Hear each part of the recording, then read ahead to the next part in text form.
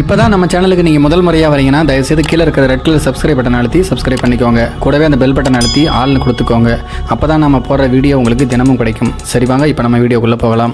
ஒருவர் ஒரு காபி ஷாப்பில் காபி குடித்துவிட்டு வெளியே வரும்போது ஒரு வித்தியாசமான இறுதி ஊர்வலம் செல்வதை பார்த்தார்.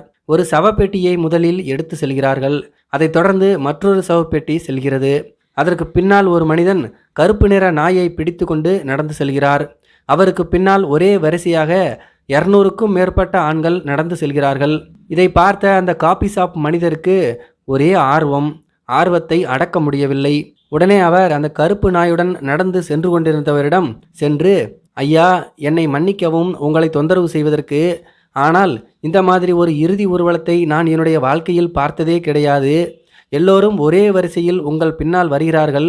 இது யாருடைய இறுதி ஊர்வலம் என்று கேட்டாராம். அதற்கு அந்த கருப்பு நாயை கையில் பிடித்திருந்தவர் சொல்கிறார், முதல் சவப்பெட்டி என்னுடைய மனைவியுடையது என்று.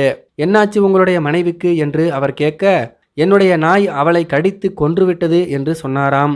அப்போ இரண்டாவது சவப்பெட்டி, அது என்னுடைய மாமியாருடையது.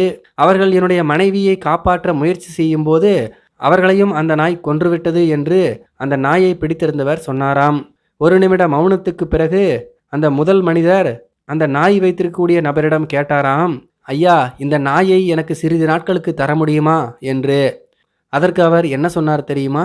பின்னால் வரக்கூடிய வரிசையில் போய் நில்லுங்க என்றாராம். இந்த கதையை பற்றி உங்களுடைய கருத்துக்கள் என்ன அப்படிங்கிறது கீழே இருக்கிற கம்பால் தெரியப்படுத்துங்க. மேலும் இது போன்ற வீடியோக்களை பார்க்க நம்முடைய சேனலை சப்ஸ்கிரைப் பண்ணிக்கோங்க. நன்றி, வணக்கம்.